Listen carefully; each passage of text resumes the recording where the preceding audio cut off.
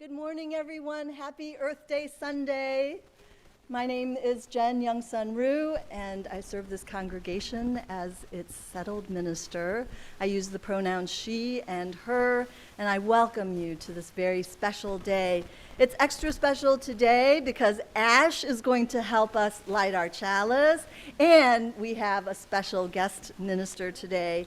This is the Reverend Katherine Jesch. Reverend Katherine is celebrating her 20th anniversary this week as an environmental minister. In fact, she was one of the UUA's, that's Unitarian Universalist Association's, first environmental ministers, launching the Green Sanctuary program in 2001 for the UU Ministry for Earth. And that was all even before her ordination. That program has grown and evolved over the years, as many significant ministries do, and it is now an integral part of the Unitarian Universalist Association. Reverend Katherine's ministry has also evolved over the years, and as she moves closer to something that kind of looks like retirement, her ministry is becoming more like chaplaincy, accompanying individuals and communities through the challenges of coming to terms with the end of life as we have known it, and finding a path to a new way of living on a warming planet. She's discovering that the challenges of light bulbs and using less fossil fuels are the least of our collective challenges. Thank you, Katherine, for being here and for driving here, or for being on the train, taking the train from your home in Portland to be with us today and to deliver our Earth Day message. As always, I hope that each and every one of you feels welcome in this beloved spiritual community. Whether you are joining from Zoom or you're here in person, whoever you are, whomever you love, whatever your image of the holy, you are seen here and you are welcome here. You belong here. Now, right after service today, you're invited to the welcome room. The welcome room is in the south foyer, which is that direction. And there's a class today for newcomers wishing to learn more about the UU faith and about this congregation. So if you'd like to attend that, it's right after services over there. And if you're online, the link to the visitor form is being dropped in the chat right now, so you can fill that out online. And as we do every Sunday morning, let's take a moment to greet one another. Now, I know that not everybody is comfortable with this part of the service, you know? And so if this isn't something that you want to participate in, it's perfectly fine to just sit quietly, close your eyes. But I know others of you are very gregarious and can't wait to find someone you haven't met yet, right? And to greet each other. So let's do that for a few minutes. Yeah. You want to go say hi? We're going to light it in a minute? Not yet. Yeah.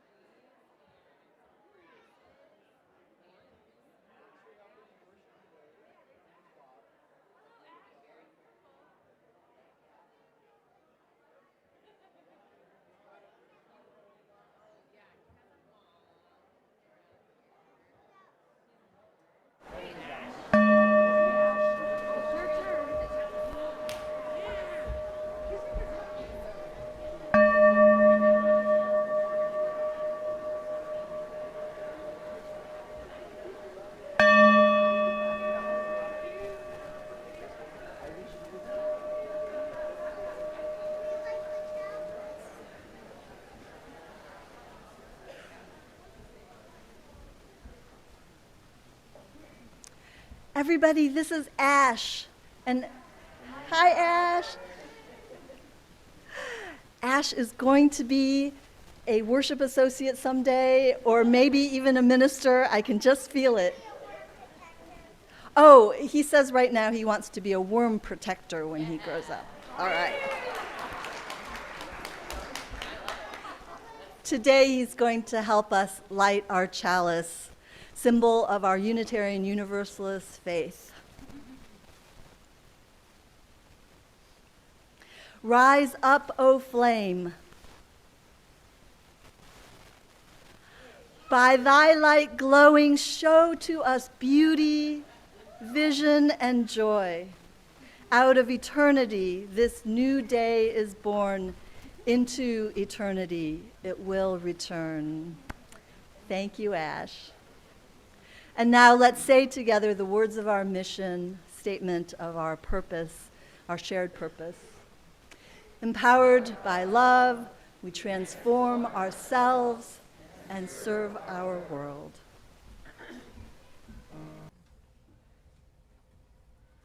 These are words of Annie Dillard. We are here to abet creation, to notice each other's beautiful faces and complex nature, so that creation need not play to an empty house. Come, let us worship together.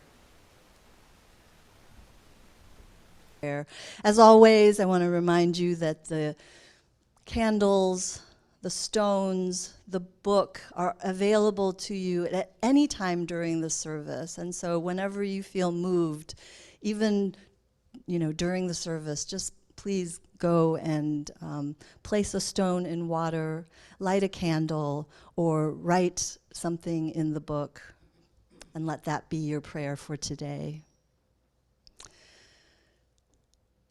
O holy and wonderful life, gracious God, Spirit of life, that which we call by many names, what name do you call out? Spirit. O creation, O Gaia, O higher power, O love, which will not let us go. Here we are, tiny humans and powerful beings. Here we have gathered with one another, and we find our place on this solid ground, on this fragile and resilient and beautiful earth. Today, we lift up our many thanks and our delights today. We are grateful for hope. We are grateful for community. We are grateful for the springtime, which has finally sprung. We are grateful for mystery. We are very thankful for medical care and for access to medical care when we can find that. We delight in family. We delight in peacefulness, and we are grateful for that when we can find it. We are so thankful for humor and friendship and water, Spirit of life. Thank you for these many, many gifts. Remind us to delight in these every single day and in every moment of our lives. And even as we delight in these gifts and we are ever grateful, we are also feeling grief. We are worried for our children. We are worried for ourselves. We have lost fathers and mothers. We have lost dear ones. Maybe it was just this week. Maybe it was years ago, and we still feel their absence. Some of us are struggling with financial hardships. Some of us are struggling with our jobs and our housing situation. Some of us don't know if we're going to be able to make those bill payments. And in these times of sadness and these sorrows, we also find hope in one another. We find hope in coming together. We find hope in knowing that we are not alone. We find hope in... What do you find hope in? Music. In music. Yes. We find hope in nature. We find hope in community. O Spirit of life, all of these joys and sorrows we lay before you with our humble and loving hearts. O gracious God, hear us. Hear our prayers. Amen, and blessed be. This morning we have a few readings, and I realized I didn't introduce myself earlier. I'm Tina, and I use she, her pronouns, and I am the ministerial intern here at this church. So our first reading this morning is titled The Clearing by Martha Postlewaite. Do not try to save the whole world or do anything grandiose. Instead, create a clearing in the dense forest of your life and wait there patiently until the song that is your life falls into your own cupped hands and you recognize and greet it. Only then will you know how to give yourself to this world so worthy of rescue. In our second reading this morning, it's a reading by Black Elk from the Oglala Sioux Nation. And his full name is Nicholas Black Elk, holy man of the Oglala Sioux. And in the middle of his long life, Black Elk took the name Nicholas and became a devoted Catholic, teaching, preaching, and baptizing hundreds of Sioux and other Indians until his death in 1950. And this is from Black Elk. The first peace, which is the most important, is that which comes within the souls of people when they realize their relationship, their oneness with the universe and all its powers, and when they realize that at the center of the universe dwells Wakantanka, and that this center is really everywhere. It is within each of us. This is the real peace, and the others are but reflections of this. Good morning, everyone. It is so great to be with you for this annual celebration of Earth and all the beauty that comes to us, that surrounds us and blesses us here in the Pacific Northwest. In Oregon, we are especially blessed, I think, with the landscape that surrounds us. Do you agree with me that this is the best place to be living? The mountains and forests, the rivers and oceans, and all the creatures with whom we share this earth home. I fell in love with the Pacific Northwest when I was a very small child. I grew up in California, first in the Bay Area until I was 7 years old when we moved to Orange County. I was stuck there, and I felt I was stuck there until my adult years. But we took our summer vacations every other year to the Olympic Peninsula where my grandparents lived, where my mother had grown up there. Alternate summers, we visited my father's family near Reno, Nevada. Though I loved my grandparents and all my cousins who lived there, I had no interest in the desert landscape. I know there are those who feel the opposite. They love the fragrant sage and soft colors in the desert. But they're welcome to that dry, dusty, windy fields and the itchy bushes.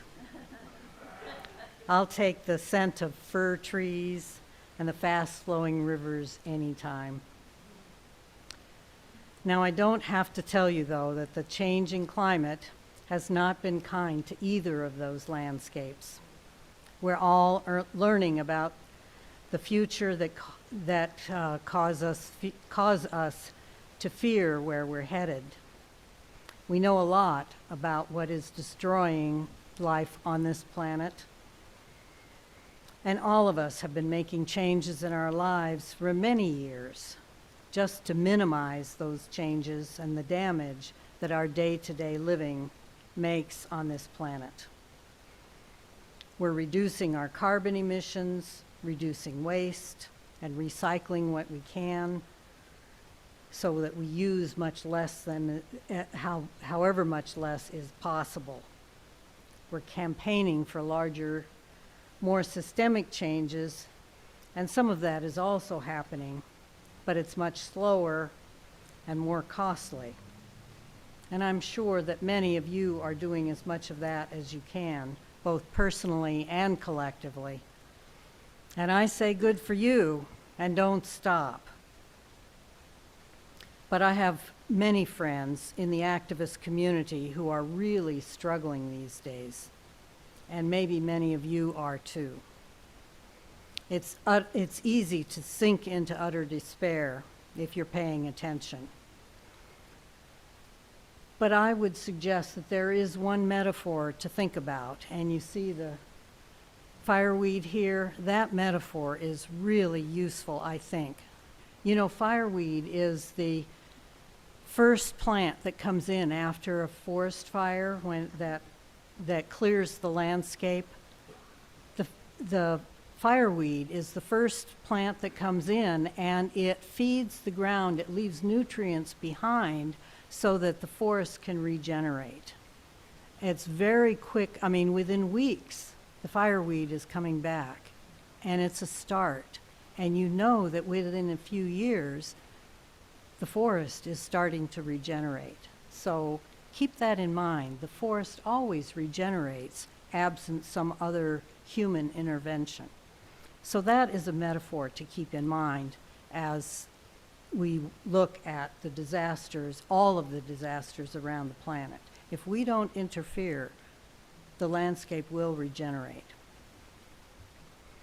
But there are other disasters that cause serious problems: racial hatred, economic disparity, reproductive choice, absence of reproductive choices, and so on. And I may have forgotten many others, one or two others anyway, or 10 or 50. Everything is on the line these days, and the fear and anxiety are palpable. My first draft of this section of the sermon had several more depressing pages of everything gone wrong in the world. I guess I needed to wade through that swamp before I could look ahead. But I promise I won't continue down that path. You know it well enough.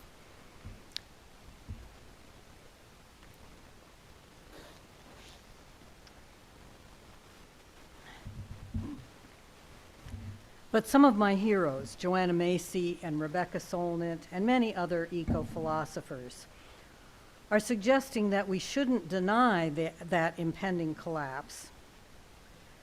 But we can't maintain the focus on that exclusively either.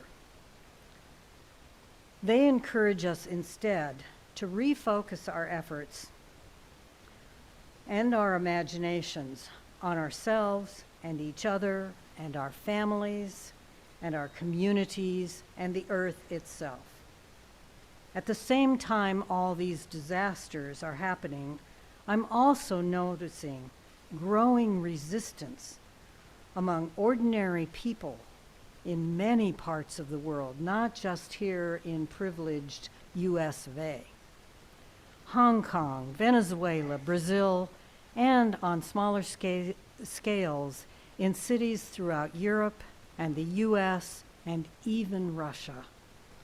These uprisings fight against government repression and violence, human rights abuses, environmental damage, and theft of land by corporate interests. Poor and middle-class activists in Western countries are making common cause with indigenous tribes to protect land and fight climate change. And have you watched the young people? Go Greta, go Juliana. Young people are banding together to strengthen their capacity to resist. They're so tired of waiting for those in power to act to protect land and communities. They're telling truth to power, showing up on the front lines, in courtrooms, and in the halls of government. I'm thinking the elders, my generation, our generation, need to get the heck out of the way and support the next generation's actions, because we clearly don't have the solutions, and we don't have the energy and the creativity. We elders are mostly not going to pay the consequences either. We do need to pay the bill, though, for those who certainly will pay the consequences. So what are those consequences? What really is going to happen? Well, I don't know any better than you do. But when I imagine this unknown future, I don't believe that we humans are necessarily going to become extinct. Like the dinosaurs, we will be forced to evolve into something different. Scientists tell us they became birds. Like the proto-mammals, those tiny creatures that lived in the shadows under the feet of the giant dinosaurs, there will be new opportunities in this future. Maybe some other creatures we aren't yet paying attention to will evolve, will rise from a reinvented ecosystem and take their place alongside us, or maybe instead of us, as the more intelligent creature. We humans will survive or not, based on how we respond to the changes in ecosystems and how our relationships will evolve with each other and the rest of the life on this planet. So given that we can't know how that distant future will actually evolve and unfold, our real question is this: how do we live today? I want more than just to survive. I want to thrive.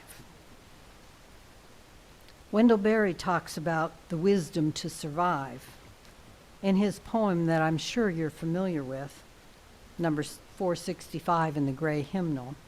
It goes like this: if we will have the wisdom to survive, to stand like slow-growing trees on a ruined place, renewing it, enriching it, if we will make our seasons welcome here, asking not too much of earth or heaven, then a long time after we are dead, the lives our lives prepare will live here. Do you know it? I think Wendell Berry imagines something more like thriving. And to do that, it seems to me that there are three elements that are critical. We need to have a dream, we must strengthen our resilience, and we must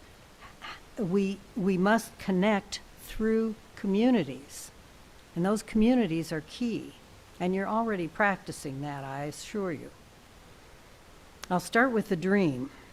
What is our image of that future we want to live in? Who else is part of that dream? And what values are most important? What does our home look like? And what contribution will I be making? Several years ago at a conference, I led a workshop I called Ecotopia Emerging. Ecotopia was that 1970s futuristic novel by Ernest Kallenbach that describes the West Coast from north of San Francisco to the Canadian border. Some of you might remember it. I was entranced by it. Basically, it was west of the Sierras and the Cascades. In the story, this area seceded from the rest of the country, and I was waiting for that. And they created their own country with ecological values and sort of a hippie-like communal lifestyle. My workshop was actually a collective art project to build what we imagined our future would look like. We only had a couple of hours, so of course it was very broad-brushed. But it was fun to share our ideas and put together wood blocks and clay and fabrics and other materials to show what we thought it might look like. Now, I think we need to get much more serious about describing our dreams and then start living as if that future we dream of is already our reality. But for now, I'm not even close to living that dream. I'm still living in the reality I see all around me. Now, if we can't find that dream, we'll never make the leap. Instead, we'll just keep on pretending without giving up our current vehicles and houses and vacations and all the other accoutrements of our capitalistic, energy-intensive, accumulative lifestyle. Somehow, sooner rather than later, we've got to start making progress towards something different. Wringing our hands and worrying about a dystopian future isn't going to get us there. The second element of surviving and thriving is resilience. The way we live now is very unhealthy, and not just physically, but emotionally, psychologically, and spiritually, resulting in so much pain for so many members of our communities. Addictions, depression, violence, suicide, and other trauma responses are rampant. It fills me with so much grief. When stress, adversity, trauma strikes, you experience anger, grief, and pain, but you're able to keep functioning both physically and psychologically. That's what resilience is. It takes work to get there. It isn't about toughing it out and being stoic or going it alone. Resilience is, in fact, being able to reach out to others for support. That's a key component of being resilient. You're better at harvesting your inner strength. It helps you rebound from a setback or challenge, such as job loss or illness or disaster or the death of a loved one. If you lack resilience, you might dwell on problems and feel victimized and become overwhelmed, or turn to unhealthy coping mechanisms like substance abuse or lashing out at those close to you. Resilience won't make the problems go away, but it can give you the ability to see past them and find enjoyment in life so you can better handle the stress. It's important for each person individually to develop this capacity for resilience, but I think it's also a characteristic of community. If a community is resilient, I expect most of its members are likely to be more resilient personally, or at least to develop some of those skills that will help them become resilient over time. This is not a solo adventure. So the third element is of thriving is community. What would a healthy and resilient community look like? Perhaps some of that is all about community in your religious community, your church community. I found these ideas in a book called Another Kingdom, Departing the Consumer Culture. It's by 3 authors, some of whom are known in the religious community: Peter Block, Walter Brueggemann, and Ward Millard. The other community they talk about is a different way of understanding community. They say abundance, mystery, which I heard in your community prayer, fallibility, and grief. These are 4 parts of understanding one's place in community that can help us navigate the world in a resilient way. See if these resonate with you. Abundance is the belief that we have enough. Sometimes that's really hard, especially if you really don't have enough. It's needed even in the face of an uncertain future. It envisions our social relationships in a different world, in a manna-based culture rather than a capitalist culture. In case you haven't been reading the Old Testament lately, manna is the food that God gave the Israelites during the Exodus. Fun fact, it was free. He didn't charge them for it. This is a sharp contrast to a culture organized around commerce, with a market ideology built on scarcity. Next, mystery recognizes an unknowable world. Mystery is not a problem to be solved. It's instead an opening to the unknown. Believing in mystery is where you start. It's the doorway to an alternative future, to creativity and imagination. It's a gateway to wholeness and aliveness. Next is fallibility. It's a permanent and natural condition. Most of us don't like fallibility at all. I'm really bad at it, trust me. It makes our relationship to this world totally different than if we are always seeking perfection or some kind of ideal reality. Instead, we appreciate the world as it is, and I would add ourselves as we are. Instead, we appreciate the world as it is. Where our actions have wounded it, we can provide for its restoration. But we must respect natural processes, even when the result is not to our liking. And finally, grief is an appropriate response to seeing the world as it is, when we truly know we cannot fix it. It is proof of our relatedness to each other and to this world. Working to restore the environment, to put land, air, water, and resources back into the hands of the public trust are essential. But these efforts will only be complete when there is a shift in our way of seeing the world and being together in it. It is our humanness that also needs restoration, and there is no way to reason our way there. It is one of the challenges of navigating this era in our world is that our memories of the past keep us tethered in the old ways that are no longer functional. At the same time, we don't have the benefit of a new program. So our biology doesn't contain a roadmap for where we need to go. Our past world is still breaking down, but the new world hasn't yet emerged. It seems like this generation will have to create our own our own map, with the instructions for what it should look like based on our values and our imaginations.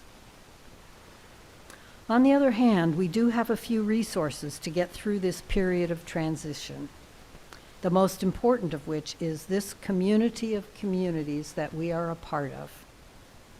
Transformation of the old world order is a communal endeavor. We cannot do it in isolation, and in fact, some are already hard at work on it.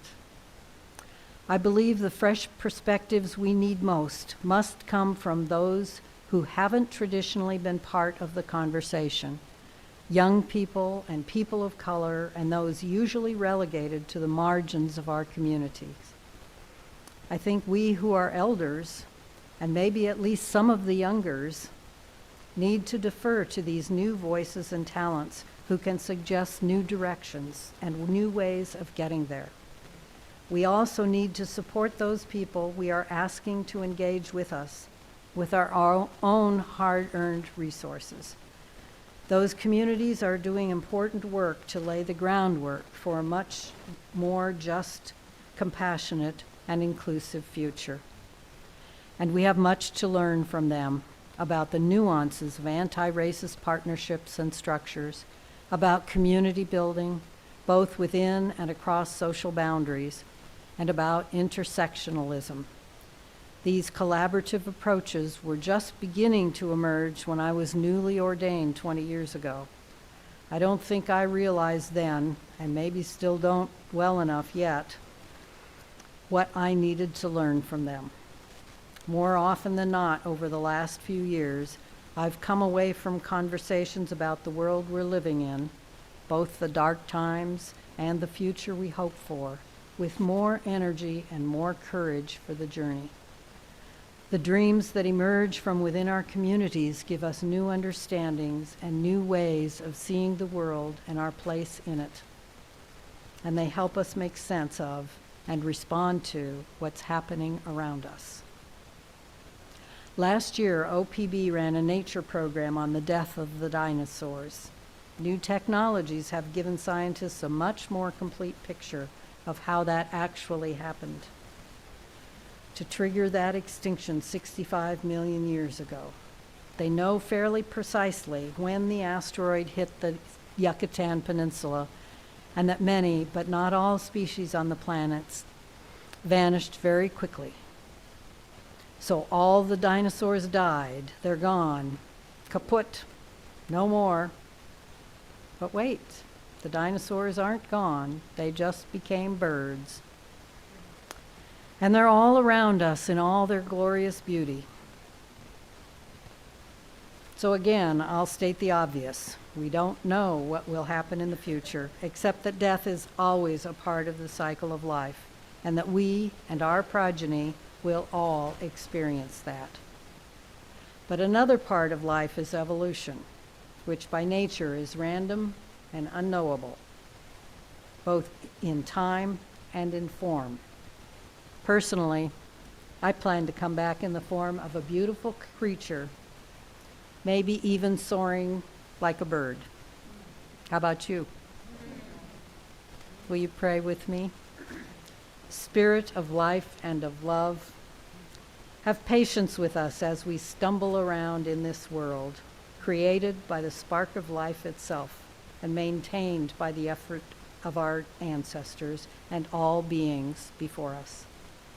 While we cling to the world we know in all of its awfulness and its beauty, may we remember that we are here only for a moment in time.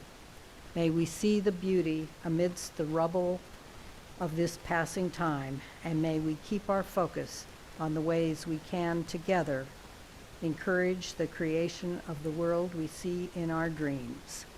May it be so. Amen.